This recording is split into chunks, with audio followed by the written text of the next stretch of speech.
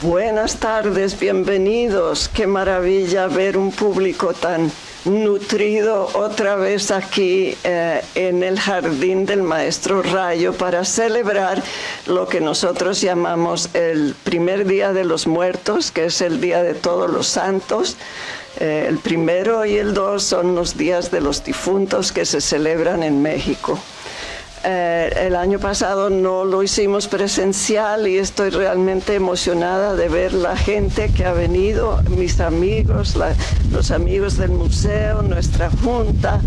Estamos aquí para un acto que significaba mucho para el maestro, que significa mucho hoy en día, porque es una celebración donde podemos recordar no solamente al maestro, sino a todos los compañeros, a todos los hermanos, los padres, las madres, que han ido al otro lado en estos 2 años de COVID. Es especialmente importante. El Día de los Muertos es tradicional en México y tiene un significado especial porque el maestro Rayo admiraba mucho el aspecto cultural y artístico de esta celebración, y aquí hacemos una versión colombiana, una versión de Roldanillo, para recordar lo que el maestro recordaba de sus visitas a México, lo que él admiraba de las artesanías y las costumbres del pueblo mexicano, porque es una celebración que es del pueblo, es sincrético, se une con tradiciones aztecas y de otras civilizaciones de México, pero es una fiesta en el calendario de nosotros los católicos y lo celebramos realmente para traer ese recuerdo de Omar Rayo y México. Lo que vamos a hacer tarde es, voy a hablar yo del maestro, vamos a hablar del Día de los Muertos, el doctor Jorge Quiza nos va a hablar del Día de los Muertos. Yo recuerdo que la primera vez que celebramos esto, él nos hizo una presentación de lo que significa y también nos mostró películas y artefactos del Día de los Muertos, así que lo llamo otra vez para explicarnos y para hablar de esa vez que nos presentó aquí en el museo esas películas y nos habló de la riqueza de esta tradición. Después yo doy una lectura de una conversación o de un catálogo que le hice a Omar Rayo. Voy a leer donde podemos oír su voz y donde se habla también de su mamá, de doña Luisa, que es bueno recordarla en este día, de doña Luisa y sus tejidos y sus bordados. Esa va a ser mi lectura y después tenemos una sorpresa. Tenemos que va a recordar al maestro Libardo años, fue director del museo y tiene unos recuerdos muy especiales de personas que también ya se han ido, como Ana Milena de la Cruz. Estaba esperando también al hermano Alonso, al hermano de Ana Milena de la Cruz. Si llega, él también tiene algo que decirnos y recordarnos a su hermana, y que el maestro le publicó un libro. De eso hablaremos más adelante. Entonces, bienvenidos. Empezamos con Jorge Quiza, que nos va a hablar del Día de los Muertos. Aquí viene Jorge Quiza, nuestro profe, también es miembro de la Junta. Buenas tardes. Le agradezco a doña Águeda pues, que me invita a compartir con ustedes acá. Yo pues tuve la fortuna de trabajar un tiempo en México. Como dice doña Águeda, es una celebración popular. Yo recuerdo que el primer año que estuve allá, uno de mis, pues digamos, de los trabajadores en la empresa que yo estaba, me invitó a su casa y yo quedé aterrado cuando llegué a la casa. La mesa del comedor estaba llena de comida, de fotos de los muertos, de calaveritas de azúcar con los nombres de los familiares, de los amigos, vivos o muertos. Esta parte era en Campeche, digamos, me llamó mucho la atención que hacían dulce de yuca. La parte mesoamericana, digamos, del centro de México hasta Honduras, tiene una cultura, digamos, común. Están los aztecas, los mayas, los totonacas, los olmecas, los zapotecas, los otomíes. Los aztecas, sobre todo digamos, la tribu de los mexicas, que es donde viene el nombre de México, es una de las culturas que, digamos, como que más se ha relacionado con la muerte. Para ellos la vida solamente se vivía en el momento de un sacrificio. Fueron famosos por los sacrificios que hacían en Teotihuacán. Dicen que las colas de los que se iban a ser sacrificados alcanzaban más de 2 kilómetros y los sacrificaban uno tras otro, ¿cierto? Les sacaban el corazón vivos. Pero digamos, para estas culturas autóctonas de lo que ahora es México, la muerte no representaba lo que representa de pronto para nosotros. La recompensa no era un cielo o un infierno por comportarse bien o comportarse mal, sino que era un lugar al que se iba dependiendo del tipo de muerte que teníamos, no del tipo de vida, sino del tipo de muerte. Quienes morían a causa del agua iban a Tlacotlán, que era el reino de Tlaloc, el dios de la lluvia. Ese era un lugar apacible. Los niños iban a otro sitio, no recuerdo exactamente su nombre, es muy largo de pronunciar, donde había un árbol que daba leche y los alimentaba hasta que ellos volvían a reencarnarse. Quienes morían en la guerra iban a Omeyoacán, que era digamos, el paraíso del sol. Ese era el sitio como más agradable. Allí también iban los sacrificados, los que se sacrificaban iban a ese lugar, y también las mujeres que morían de parto. Las mujeres que morían de parto se consideraban como heroínas, tenían la misma categoría que un guerrero, y ellos también regresaban. Solamente quienes morían de muerte natural iban a un lugar terrible que llamaba Mictlán. Para llegar allí tenían que ser guiados por un perro, entonces los enterraban con uno de los perros, esos que llaman pelones mexicanos, solo escuincles, para que los guiaran, y igual, similar a los griegos, tenían que cruzar un río. Los mexicas celebraban el Día de los muertos chiquitos, de los muertitos, digamos a mediados del año, y en agosto celebraban el Día de los Muertos. No, eran 20 días que se celebraban, de los muertos adultos. Me imagino que con la llegada de los españoles y la religión católica, los indígenas tienen que adaptarse a las nuevas costumbres y trasladan sus fechas al Día de Todos los Santos, que es hoy, y mañana al de los fieles difuntos.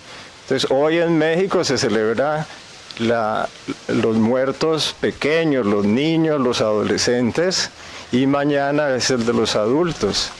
Tradicionalmente en la casa se hace un altar que llama el altar de muertos, donde se colocan las comidas que a ellos les gustaban, se colocan dulces, calaveritas de azúcar, se hacen recortes en papel chino, que es un papel muy delgadito. Son recortes muy bonitos, usualmente con figuras de esqueletos, que ya se llaman calacas. También se acostumbra a hacer unos versos que no son tristes, son alegres, recordando a los muertos o a los que están vivos, de que podemos morir, pero son alegres. O sea, no es una celebración triste, es alegre porque se espera que los muertos, nuestros familiares, nuestros amigos regresen. Muchas familias llevan estos altares hasta los panteones, los cementerios, ponen la comida allí, están toda la noche velando junto a la tumba de sus familiares y al final del día, digamos en la madrugada, pues se comen la comida. La tradición es que los muertos vienen y la comen. Entonces, digamos, esta celebración, la muerte es un símbolo de la vida en el altar de los mexicanos. Esta celebración pues llama mucho la atención.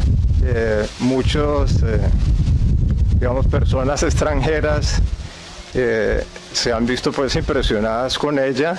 Hay novelas famosas, por ejemplo, Bajo el volcán de Malcolm Lowry, y se celebra el Día de los Muertos de 1939. Macario de Traven también ocurre allí. Hay una película que se llama Macario y es el Día de los Muertos. Es una celebración muy, muy tradicional. Entonces, digamos, lo que debemos esperar es en este día, en esta celebración del 1 y el 2 de noviembre, es que nuestros muertos vienen a recoger sus pasos. Y, digamos, dice José Emilio Pacheco, con la ligereza de los pasos de los muertos. Entonces, que los esperemos, que los disfrutemos y que recibamos y les demos energía a ellos. Se supone que la comida es la energía que nosotros les damos para que regresen al inframundo.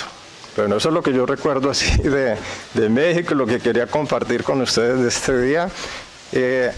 Algunas personas en el mismo México, yo recuerdo que criticaban este día porque dicen que realmente no es así, que ha sido impuesto por la Revolución Mexicana para crear un sentido de nacionalidad. Pero pues yo lo que alcancé a conocer es una celebración popular, es totalmente del pueblo. Sí, o sea, todas las familias, uno ve, yo recuerdo casas donde ponían las flores de cempasúchil, allá son más amarillas, hacían un camino con esas flores desde la casa hasta la tumba y lo alumbraban, y por él pues se iba moviendo la gente toda la noche al peregrinaje de las casas al cementerio a acompañar sus muertos. Entonces esperamos que nuestros familiares, nuestros amigos, que el maestro Omar Rayo recojan sus pasos hoy y nos acompañen. Muchas gracias.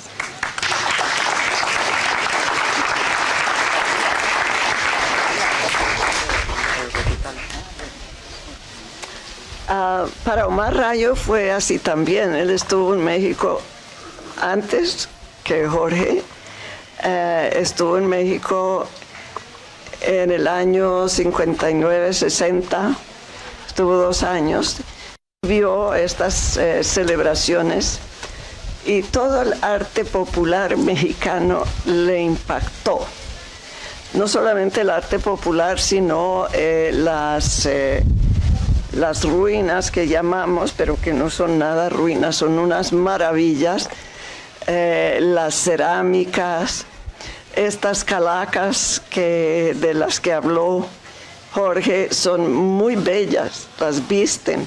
Tenemos la obra de José Guadalupe Posada, Omar, un gran grabador que trabajaba para los periódicos y hacía lo que eran caricaturas, y sus caricaturas son calaveras y visten hay una crítica social muy tenaz en estas figuras que se hacen para el Día de los Muertos, porque ponen estas damas con sombrero y se burlan que todo lo que hacen los seres humanos lo hacen los esqueletos, y dicen que la muerte acaba con todas esas ínfulas que tiene que tienen las diferentes clases sociales, los médicos.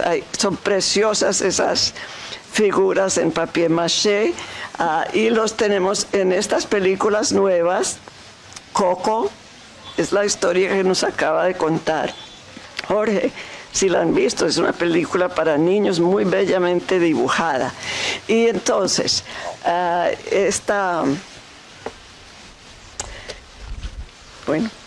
este preludio que les estoy diciendo, que para Omar Rayo el Día de los Difuntos y el arte popular mexicano fueron una influencia muy grande. Entonces he perdido mis gafas, a ver si puedo leer sin... Bueno. Entonces, hay una serie de grabados, sus primeros grabados, donde tiene varios grabados donde están las calacas, las calaveras. Le fascinaba la geometría de las calaveras. En la siguiente exposición, en enero, vamos a ver algunos de esos grabados de Rayo hechos en México, donde aprendió a grabar, y otros motivos mexicanos de las antiguas civilizaciones mexicanas. Lo que voy a leer hoy es un breve ensayo sobre una exposición que se llamó Legendario Cruce de Hebras. Legendario Cruce de Hebras. Es sobre el tejido. Una de las cosas en México es el bordado, el tejido. En toda América Latina, los pueblos indígenas hacían telas fabulosas, las telas paracas.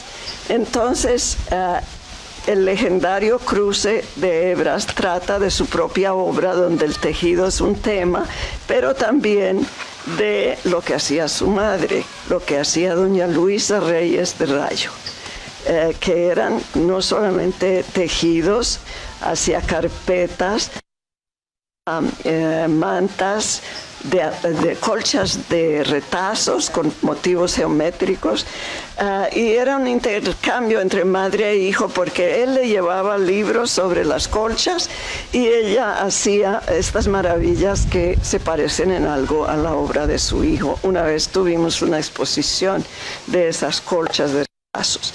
Entonces, para recordar a la Yaya Luisa, le decía Sarita, a la Yaya Luisa, y pensar en este motivo del tejido en la obra de Omar Rayo, que se pueden ver en algunas de las obras que están ahora expuestas en su sala. La urdimbre, palabra que también le encantaba a él. Principio de quietud, la trama, principio de energía. Sobre la urdidera, los hilos forman un esquema, un tamiz para el movimiento serpentino del otro hilo que forma el mapa de la tela. Este mapa, superficie sensible a su origen y a su fin, cubre siempre un área de vida. El niño recién nacido, la momia con sus restos de pelo reseco, el cuerpo encendido de la novia, la mesa de la fiesta, el tálamo. Tejer es un proceso complementario, un yin-yang. Al terminar la tela no sabemos ya cuál es la urdimbre y cuál la trama.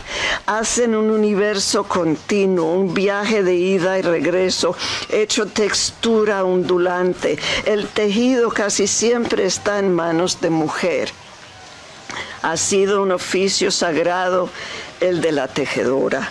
Ella es una sacerdotisa de cuyas manos sabias dimanan las leyendas y las tradiciones de su pueblo. Su telar enmarca la historia y el destino de su familia y su tierra, como el de Penélope lo hacía. A fuerza de hilos tejidos en huipiles conservan las mujeres mayas los símbolos de la antigua religión. A fuerza de tejeduría, las mujeres arhuacas representan y contienen el universo en sus mochilas matrices. A fuerza de hilar y entramar perduran tanto los textiles poblados de seres geométricos y vivos de energía sin tiempo como las piedras de Machu Picchu. Tejer, oficio sagrado de mujer, excepción Omar Rayo. El tejido hace parte de su lenguaje de geometría concreta. En esta exposición, que era aquella, cuyo título dice todo sobre su origen, se entretejen una raíz precolombina. El germen, el proceso del tejido produce sus propios diseños. La base es el cruce de hebras y esta cruz hace nacer ángulos, y cuando se repite rectángulos, diamantes, el resultado se ve en grecas y en zigzags en los canastos de tonos difuminados de los togoromá, en animales y en plantas elementales geometrizados de los paracas. Otra base del tejido y de la cestería, tanto actuales como precolombinos, es la trenza.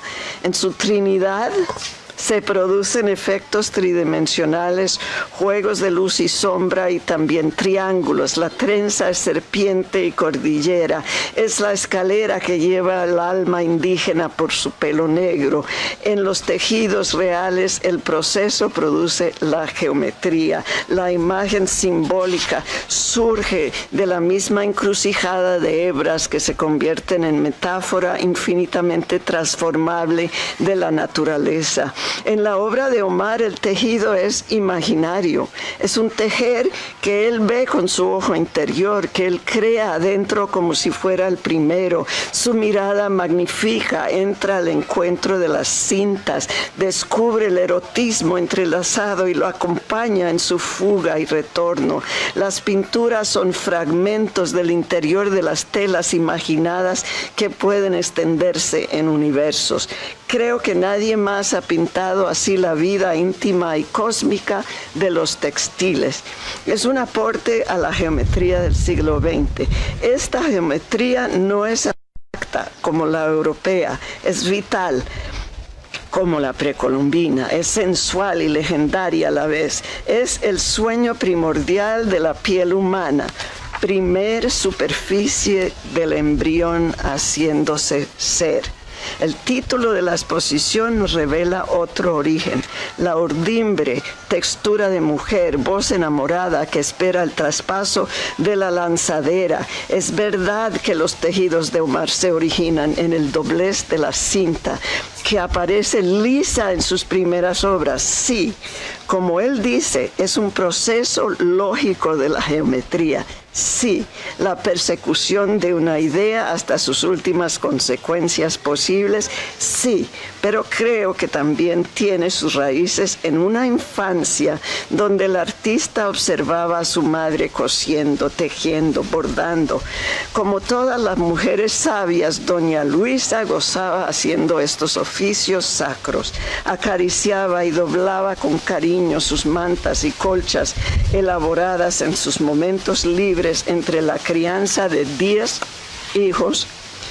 Los ojos de su hijo mayor siguieron el juego del hilo y el estambre, miraban el fondo secreto de las colchas de retazos, la intrincada telaraña de hilos en un calcetín remendado. Este principio femenino lo inició a un espacio de magia cerrado para muchos hombres.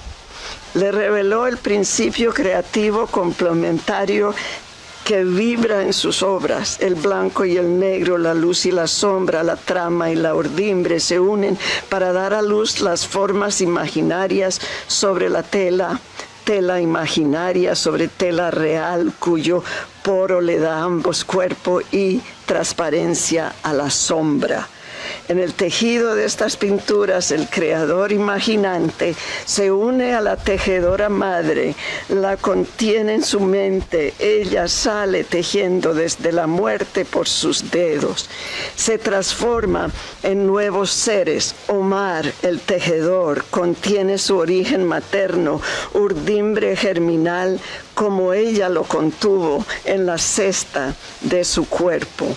Se urde la vida de ambos, madre e hijo, en trenzas, entrelazando tejeduría, sabiduría. Esta exposición tiene un significado especial para mí y para el encuentro de mujeres poetas. Lo escribí en ese momento.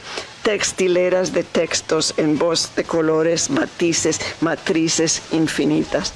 Porque los tejidos representan la unión que buscamos, mujer y hombre, un solo ser humano que se compenetra y se complementa en constante baile de movimiento, el uno hacia el otro, vida en muerte, muerte en vida, mujer en hombre, hombre en mujer, hijo en madre y madre en hijo.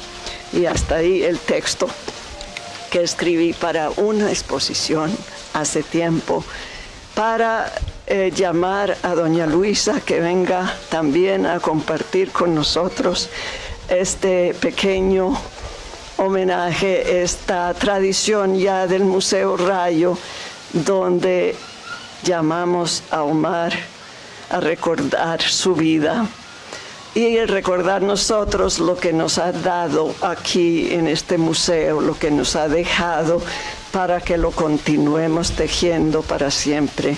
Estamos sirviendo a unas copas de, creo que es una, tiene tequila, para las personas menores de edad, pues la mamá acaba de quitárselo no.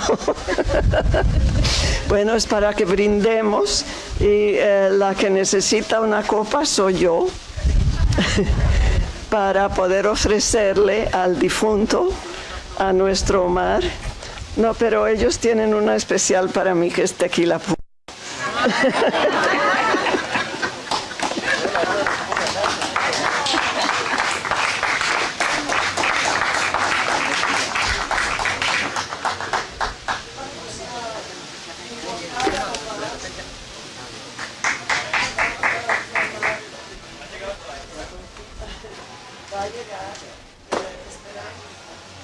Alejito.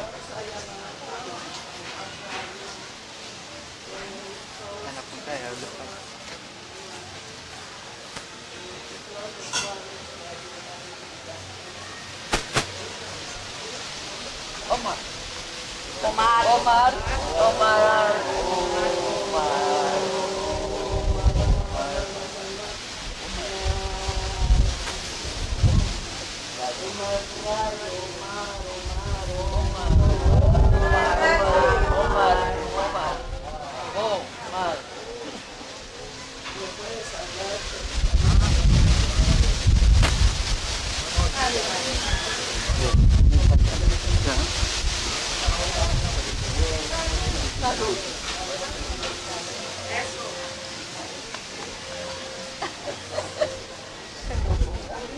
Ah, está bueno el tequila. Está bueno el tequila.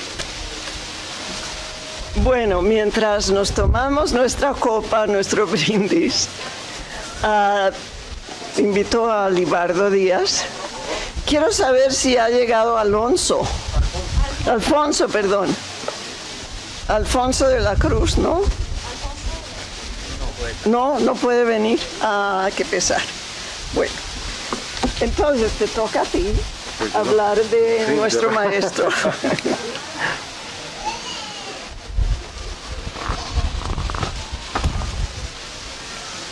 Muy buenas tardes. Buenas tardes. Pues me parece tan grato que nos reunamos y esto ya es un síntoma que definitivamente estamos entrando en un proceso de normalidad de nuestras vidas. Hace 3 años no venía al Museo Rayo y pues el hecho de que Águeda me haya llamado, me haya invitado, significa muchísimo para mí, no solamente por el tipo de celebración que estamos haciendo, sino por el reencuentro con muchas de las personas que compartimos un tiempo fructífero para Roldanillo, para nuestras vidas personales. Y antes de entrar en materia, antes de hablar de algunos episodios compartidos con Omar Rayo, quisiera hacer un apunte y le agradezco muchísimo al doctor Quisa que nos haya hecho esa introducción tan especial sobre el Día de los Muertos. Y es que es supremamente grato saber que una tradición de origen prehispánico se ha extendido por el mundo y especialmente por toda América Latina. Recordemos que en 2003 la UNESCO ya declaró a esta festividad como Patrimonio Inmaterial de la Humanidad.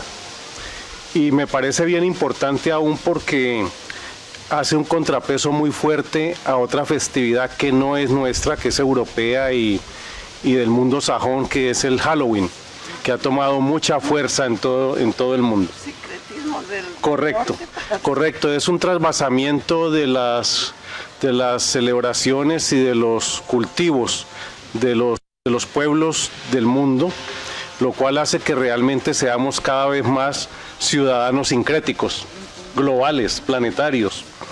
Me parece muy bello que esté sucediendo esto. A ver, cuando Águeda me dijo, pues yo le dije, Águeda, pues estupendo. Pero dije yo, ¿y qué voy a hablar?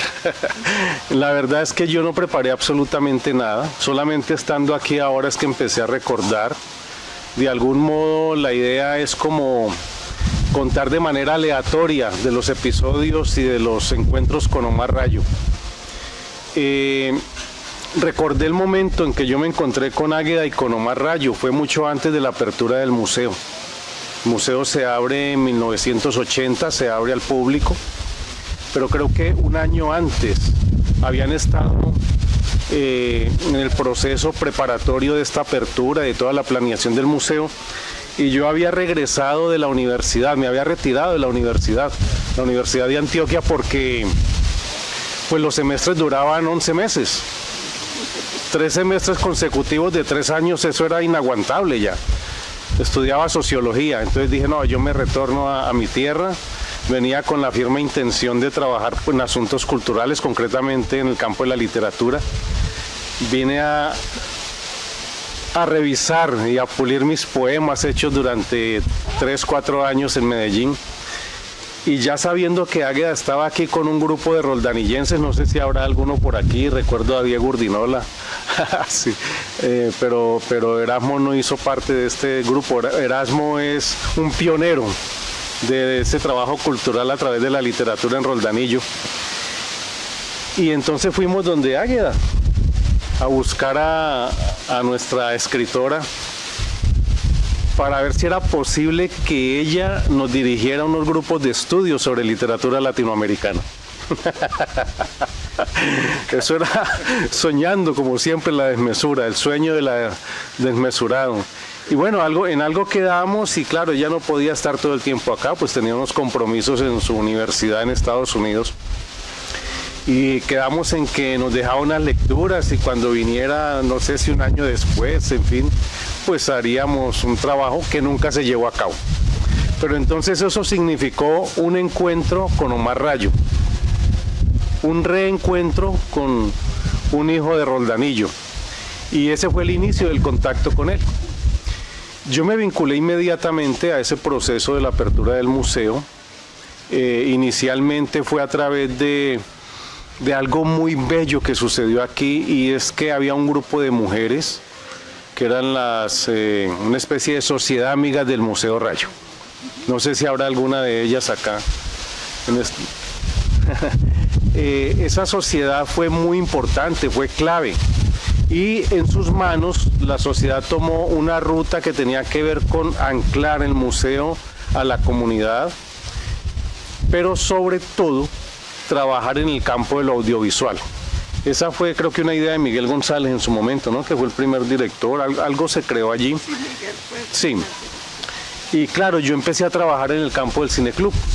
He de decirles que es uno de los cineclubes más exitosos que tuvimos, que ha habido. Teníamos 350 socios que regularmente pagaban su abono mensual.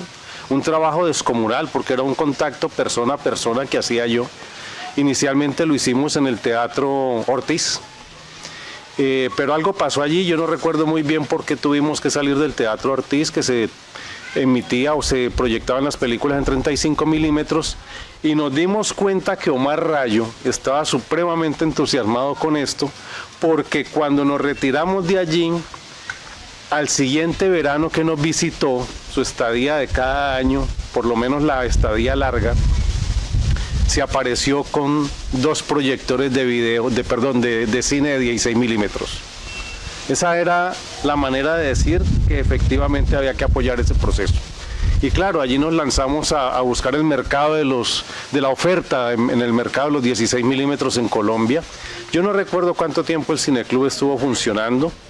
Miguel González se retira en septiembre de ese primer año del museo y lo reemplaza uno de nuestros poetas, Aníbal Manuel. Exactamente. Al tiempo yo hacía un trabajo de asistencia a Aníbal Manuel, en fin. Y ese tipo de trabajo pues ya implicó un contacto cada vez más cercano con Omar Rayo, que se hizo realmente fuerte a partir de 1983 hasta el año 91, unos 8 años de contacto pues permanente en la medida en que él estaba aquí en Colombia y que estaba en Roldanillo.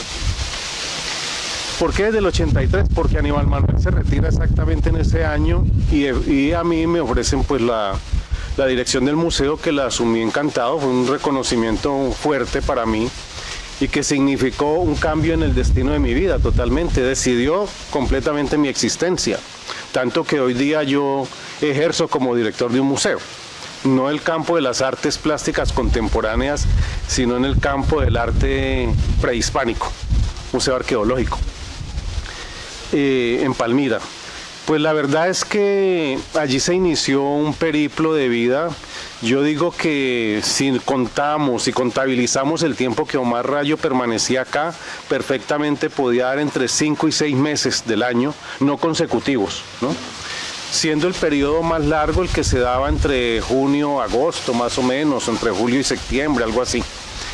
Y la rutina era que cuando se concluía la jornada en el museo que nunca cerraba, eso es muy importante contarlo, los museos tenían la tradición que el día lunes se cerraba para mantenimiento, el Museo Rayo no. El Museo Rayo se trabajaba permanentemente, se cerraba cada que había un domingo electoral, y que eso era cada 2 años o cada 4 años, en fin. Resulta que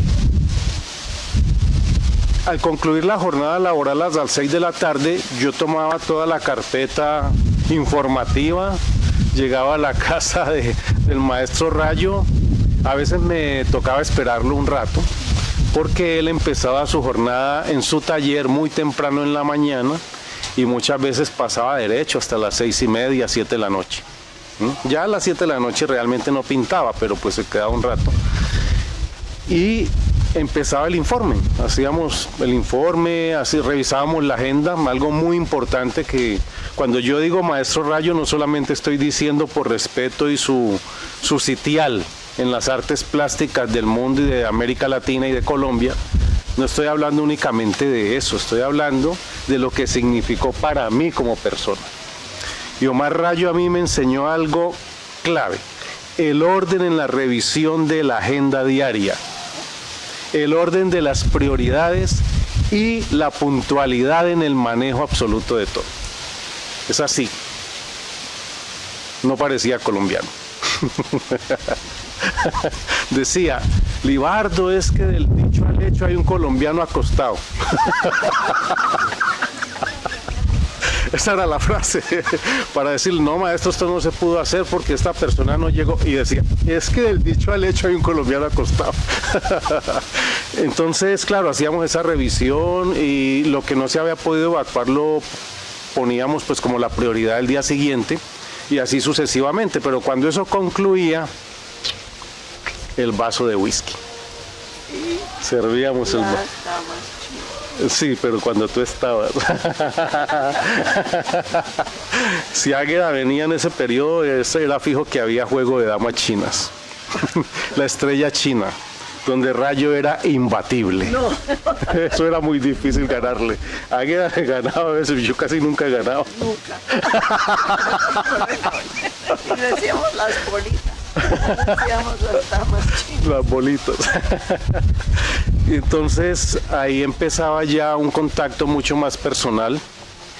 Y aparte de que Rayo fue un creador de mundos, de universo en el campo de la estética, en el campo de toda su obra, toda esta obra tan estructural, pues yo siempre he dicho que Rayo fue un viajero infatigable. Y creo que una de las ganancias mías fue conocer esos episodios de viaje. Me relataba mucho de sus viajes a muchos lugares. Y eso pues definitivamente marca una huella indeleble en la vida mía. Y por supuesto en conocer realmente cómo es un artista. Si uno pudiera hablar de los artistas con los que es fácil seguir la obra paso a paso, todo su cambio, yo no diría su evolución, porque es decir que lo que hizo primero no era superior a lo que hizo en sus últimos años, no. Yo diría que en sus distintas épocas es muy fácil seguir la obra de Rayo, porque Rayo fue un artista totalmente organizado, una persona que hizo un registro, una colección, paso a paso de todo lo que se publicaba sobre su obra, y lo que no estaba publicado él lo marcaba, qué hizo, ¿no?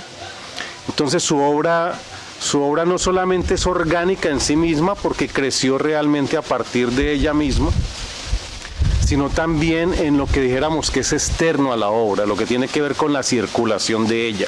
Él dejó una marca precisa que nos permite saber dónde estuvo, qué pasó, cómo fue recibida la obra, con quién estuvo además. Supremamente ordenado, y a mí eso siempre me maravilló, porque decía, ¿cómo hace para usar todo su tiempo? ¿Cómo hace para estar completamente dedicado a ello? Y así fue. Águeda nos podrá decir cómo era eso realmente, hay que compartir. Exactamente, y hay pues muchas anécdotas, muchos relatos ya de episodios muy precisos que siempre estaban cargados de humor y de humor negro, ¿no? Sí. El humor de Omar es como el humor mexicano sobre la muerte.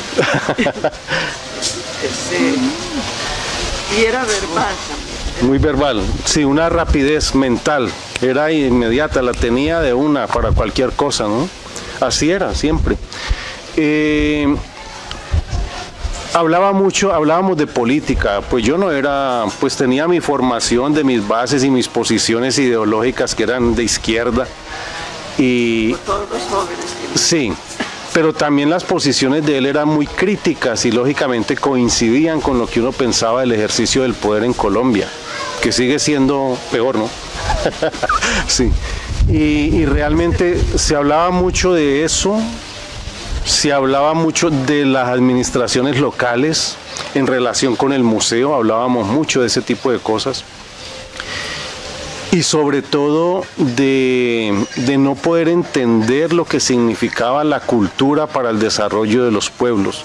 Pero a veces decíamos, pues mejor que no lo entiendan, porque le meten mano a esto y se puede volver peor, ¿no? Pero en realidad siempre fue eso. Y como decimos, en este plano de existencia en el que estamos, pues todo está teñido de dualidad. Aún, eso seguramente va a cambiar. Pero aún escogimos vivir en lo que llamamos tercera dimensión, cuya característica básica es lo dual. Y así somos todos los seres humanos y todas las personas. Y por supuesto en Rayo encontramos eso, ¿cierto? La dualidad. Así como tenía también esa posición crítica frente al ejercicio del poder público, el poder político, también estaba necesitado de ese poder político. Y aunque hablaba muy duro y con mucha fuerza y no le importaba dejar mal parado a alguien cuando se trataba de eso, pero se sentía necesario, aún realmente es así. Lógicamente han cambiado mucho los modelos del ejercicio de la cultura desde el poder público, se entiende mucho más, y más aún después de tantos años. Para el caso de Roldanillo, hace poco un amigo de Bogotá vino acá a Roldanillo y me llamó, me dijo, ese pueblo está hermoso. Yo le dije, ¿qué es lo hermoso que tiene? Entonces entonces me empezó a hablar del espacio público, de cómo lo veía, lo sentía. Le dije, mira, es que ahí hay un trabajo pausado, lento, de la formación de una comunidad a partir de la estética de la imagen y la estética de la palabra. Y esos son los efectos que produce una institución como esta. Recuerdo muchas anécdotas, una de ellas que a mí siempre me ha maravillado porque muestra, alguna vez lo he dicho, pero en público, pero muestra esa rapidez mental de Rayo. Recuerdo que habíamos jugado damas chinas esa noche y oímos que venía como un desfile, un cortejo y una banda por allá y música, y se oía el murmullo en la calle. ¿Y eso qué será? Pues nos asomamos a la puerta de la casa porque venía subiendo por toda esta vía desde la esquina de la institución educativa anexa a la Normal, cuando vemos que era una procesión, la celebración de la festividad de la Virgen del Carmen. Y bueno, pues pasó el cortejo. Pasó el cortejo y entramos y pues nos quedamos hablando de eso, pues que era la patrona de los conductores, de los choferes. Y entonces yo creo que tú preguntaste, bueno, ¿y por qué es la patrona de los choferes? Y dice Rayo, Carmen. En inglés.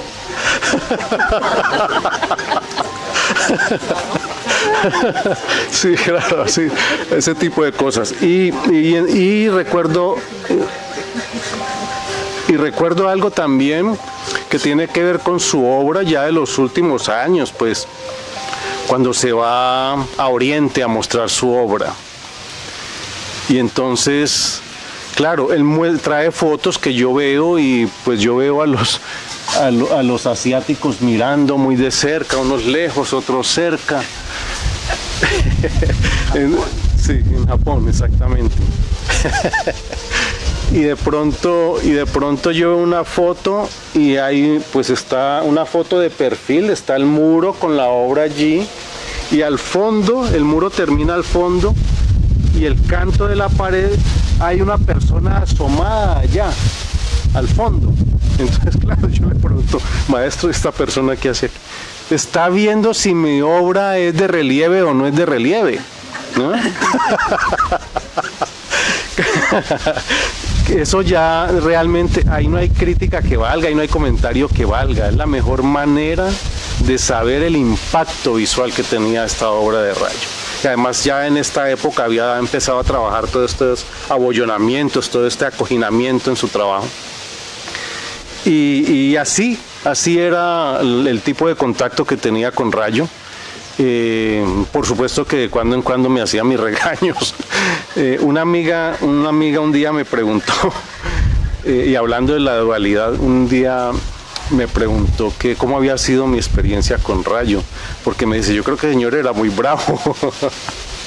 Entonces le dije, sí, claro, había periodos en que era muy difícil abordarlo. Había dos periodos. Cuando estaba trabajando su obra, era muy difícil hablar con él, porque él estaba metido en su proceso creativo. Algo que para mí fue muy importante porque me ayudó a entender cómo es el proceso creativo, cómo es cuando un artista está preñado de creación. Es inabordable, más para el caso de él. No solamente se hace la obra cuando se está pintando, cuando no se está pintando también. En Rayo eso era clave. Bueno, todos los artistas ustedes lo saben mejor que yo. Y efectivamente era muy complicado, se hablaba muy poco, pues respetábamos mucho esos silencios, que además en muchas ocasiones estaba marcado porque él exponía, terminaba su obra y cuando yo llegaba la tenía puesta allá y eso era noche de contemplación de su última obra hecha. Así era. Y luego de vez en cuando algo decíamos, en fin, pero eso era un momento de silencio. Ese era uno de los silencios y el otro cuando el clima estaba lluvioso. Lo afectaba muchísimo, la presión atmosférica, ya sé que está declarado como un síndrome, ¿no? La presión atmosférica lo deprimía, le producía eso, una depresión, y era inabordable. Y entonces, claro, estaba de mal humor. Entonces redondeo lo que decía la amiga. Entonces yo le contaba y me decía, entonces él es de esas personas a las que se les daña el mal genio. A mí me dio mucha risa, ¿no? Lógicamente.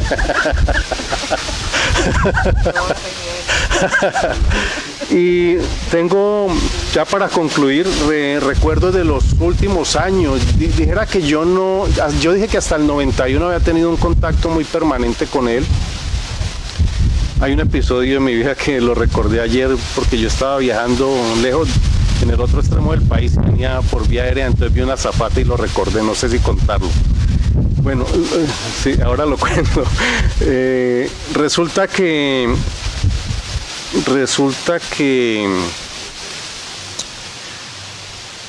una vez Rayo me llamó en un horario no habitual, no estaba en el calendario de llamadas porque normalmente hablábamos o el sábado en la tarde o el domingo en la mañana.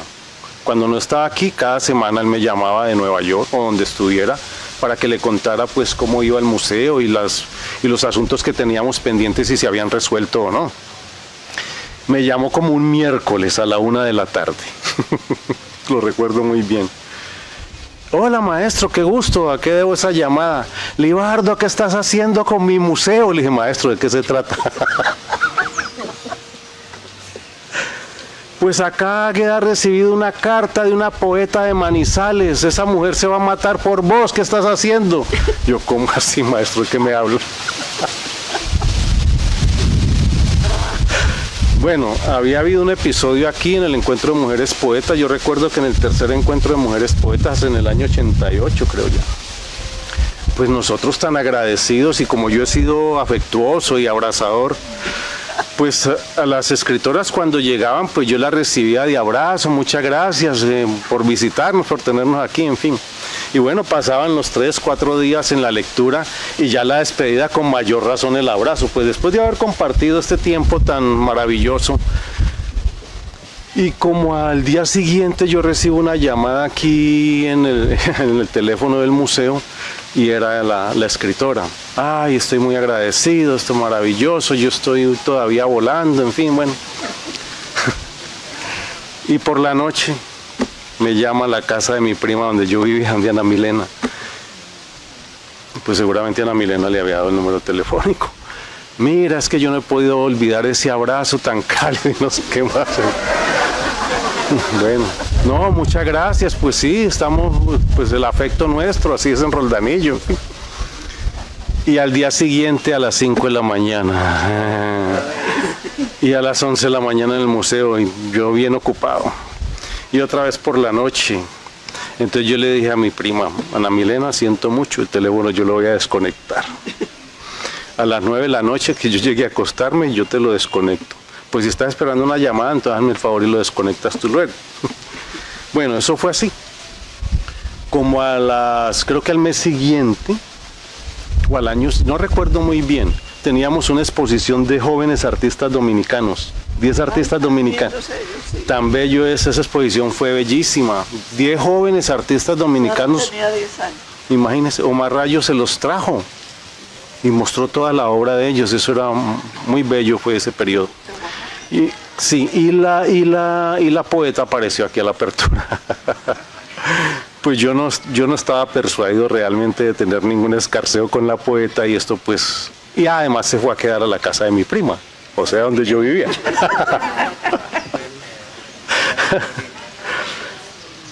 Y claro, pues yo no la atendí. Pues después de eso se produce la carta. Y la carta dice en una parte, pues Libardo, ¿cómo se te ocurre lo que va a pasar allá con mi museo? ¿Y pero qué va a pasar, maestro? La poeta dice que se va a tirar de un avión a 35.000 pies de altura porque ya es azafata. Y yo, ¿qué? Y va a dejar una carta en la que dice cuál es el motivo. Le dije, maestro, calma, quien se va a suicidar no avisa. Estaba muy preocupado Omar Rayo con eso, realmente. Y luego cuando vino me habló del tema, ¿no? Por supuesto. Claro, no, maestro, eso no. Y bueno, por suerte, a unos 3 o 4 años después, la poeta vino con su esposo. Sí, exactamente. La zapata, sí.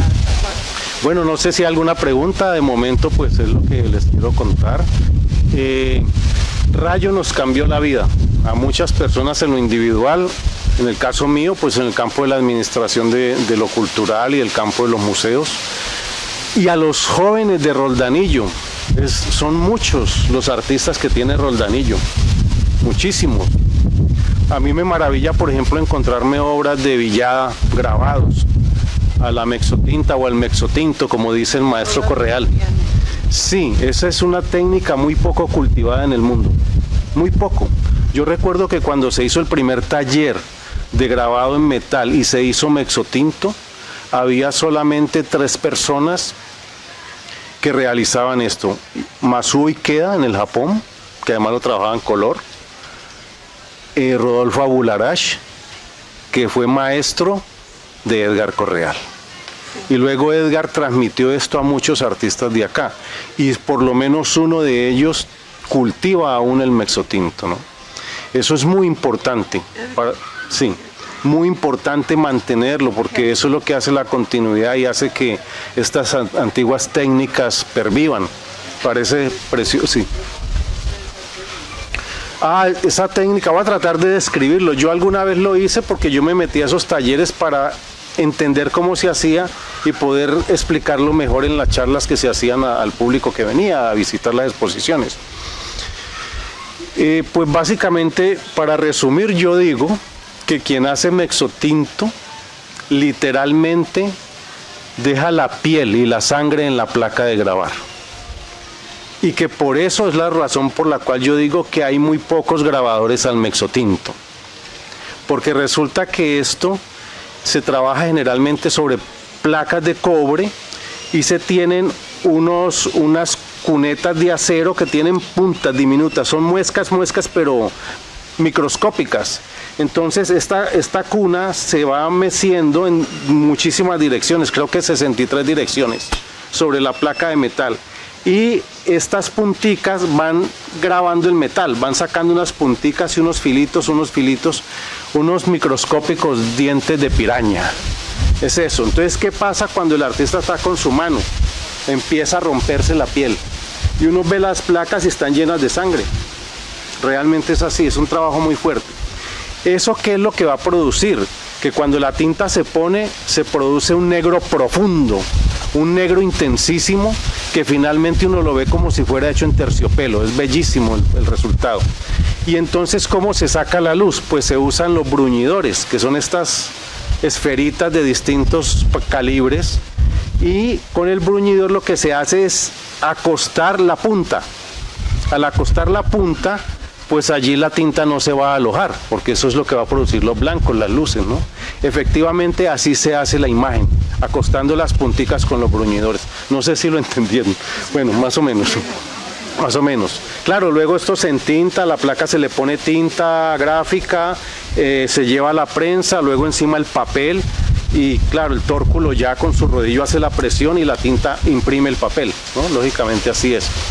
Pero bueno, eso que estaba diciendo es porque quiero retomar la idea básica, y es que definitivamente Omar Rayo nos trazó un mundo, un universo, una desmesura total. Esto es una desmesura completa, digo yo. Pero efectivamente las sociedades se transforman a partir de eso, de la desmesura. Y qué maravilloso que no haya sido hecho a través de una revolución, como se suelen transformar muchas sociedades, una revolución violenta, sino que se haya hecho una revolución desde el campo de la estética, de las artes. Gracias. Gracias al maestro Rayo. Bueno, un saludo para Omar Rayo. Bien. Gracias, señor. Bueno, ahora nos toca no el plato fuerte, porque el plato fuerte son tacos que vamos a servir después del concierto. El aperitivo es un concierto de la banda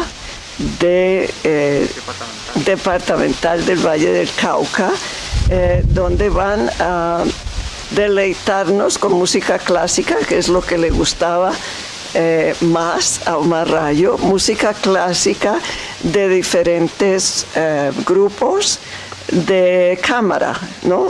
No es toda la banda, sino unos seleccionados que nos pueden dar un concierto hermoso que es para Omar Rayo. Esto se oye por aquí, él va a escucharlo y también hay un fenómeno en su sala que cuando empieza la música los cuadros empiezan a vibrar, a iluminarse. Ahí están. Hemos tenido unos conciertos muy bellos en estos días. Este es para Omar Rayo en el Día de los Difuntos, donde lo hemos recordado de manera muy hermosa. Gracias.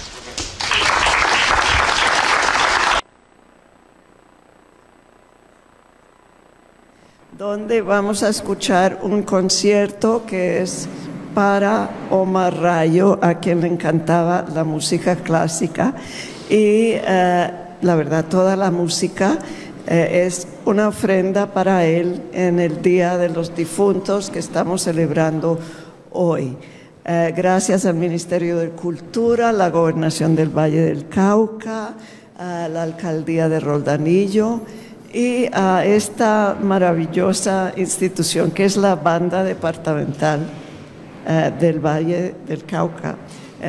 Son unos músicos, es una banda grande y aquí tenemos unos músicos que nos van a deleitar con conciertos de cámara, creo, eso es lo que hemos pedido y es una ofrenda para ustedes. Estamos llenando estas salas cada día más, eso es maravilloso. Después de la pandemia, poquito a poco hemos llenado estas salas, hemos llenado el teatrino y hoy no es excepción.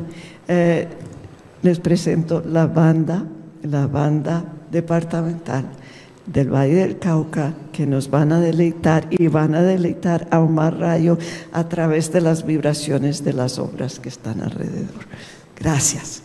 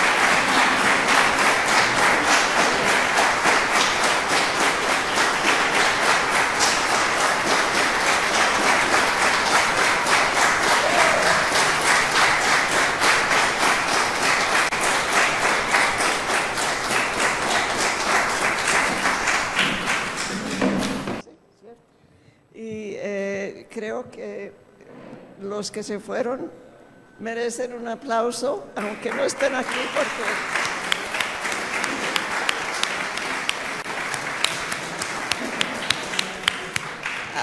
ha sido una experiencia increíble que me hizo sentir que los instrumentos de viento son como una extensión de lo más interior de nosotros, que nuestra respiración, todo el poder de expresión verbal, oral, sale por esos instrumentos transformados en una música maravillosa. Entonces, estoy muy impactada, estoy muy emocionada por haber escuchado esta primera parte del concierto. Después de esta segunda parte, ofrecemos unos tacos para todo el público que ha estado aquí en esta celebración del Día de los Muertos.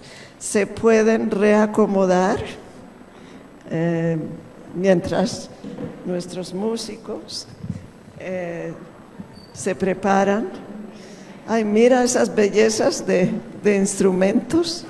También es un valor estético, visual. Todos ustedes tan serios y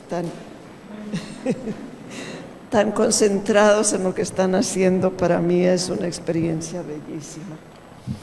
Bueno, ¿me puedo sentar? ¿Ya están listos? Ok.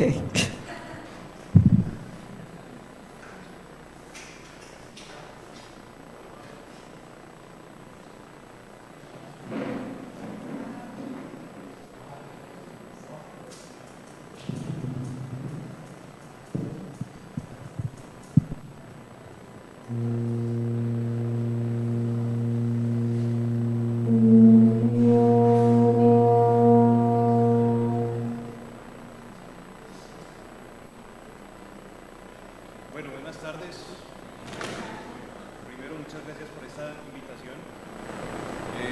Como pueden ver, somos un grupo más grande, pero entonces vamos a iniciar esta parte con una obra del maestro Vinicio Mesa. No es original para este formato, es una buena adaptación. Se llaman Tres miniaturas latinoamericanas, pero vamos a tocar la primera miniatura, es un tango.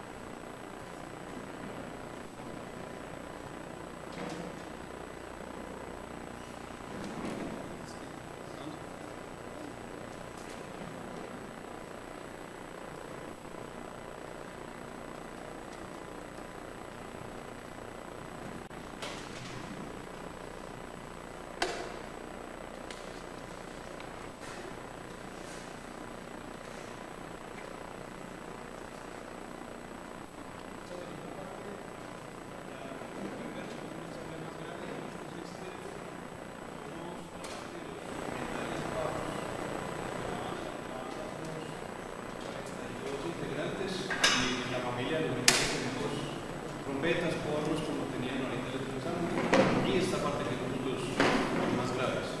Vamos a iniciar con una marcha militar, primer movimiento, el segundo movimiento, perdón, de la primera suite en mi mismo de los compuestos.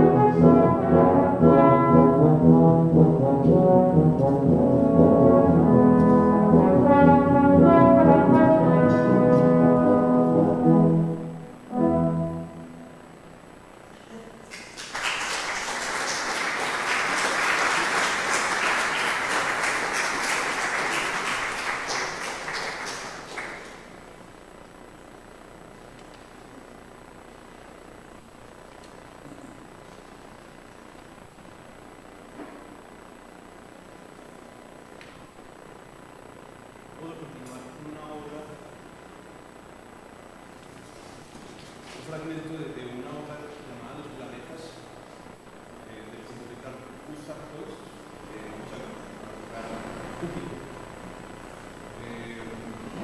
Aprovechando que estamos en el mes de los difuntos, empezando por el 1 de noviembre, es una obra que nos invita a todos como a irnos a los espacios ideales.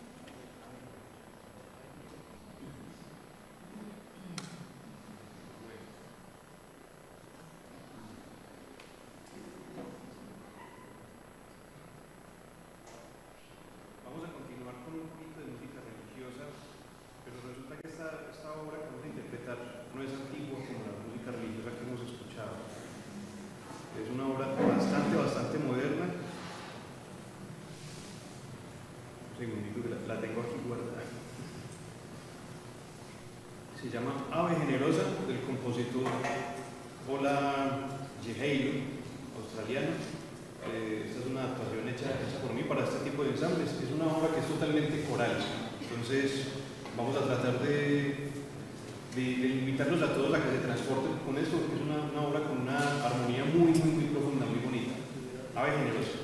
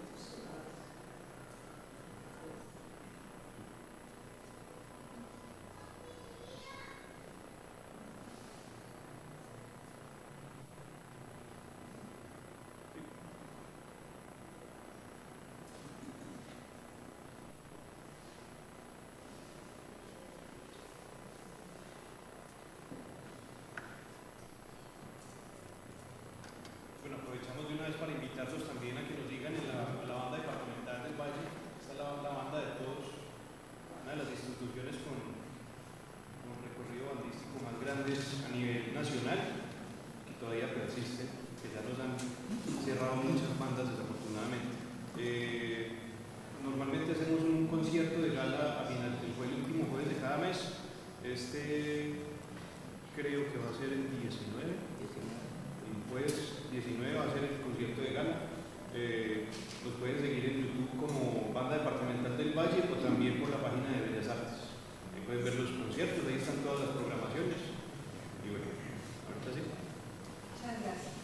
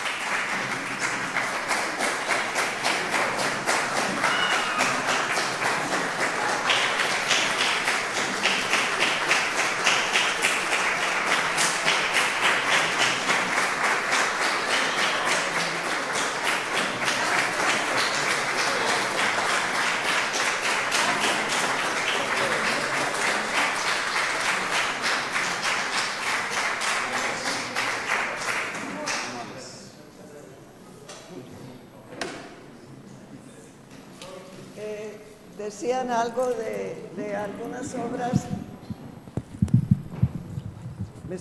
Estoy hablando por el ombligo. De algunas obras de Omar Rayo, le dijo la crítica que estaban llenas del soplo de la vida.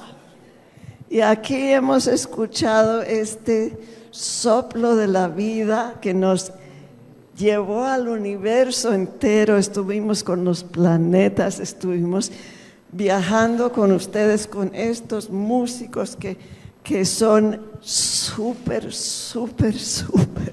unos músicos maravillosos, disciplinados, así como Rayo era con la pintura, y le han hecho un homenaje absolutamente bello. Yo estoy muy feliz, gracias a la banda departamental, gracias a Giovanni Velandia, que nos está filmando esto, que nos filma todas nuestras, digo filma, pero es otra cosa, son videos maravillosos que van a estar colgados, van a poder escuchar muchas personas, y creo que muchas han escuchado aquí este concierto tan maravilloso. Gracias, Giovanni, gracias al equipo del museo. Todo el equipo del museo ha puesto su empeño en que esta actividad saliera como antes, y tan emocionante como antes. La presencia del maestro se hizo sentir.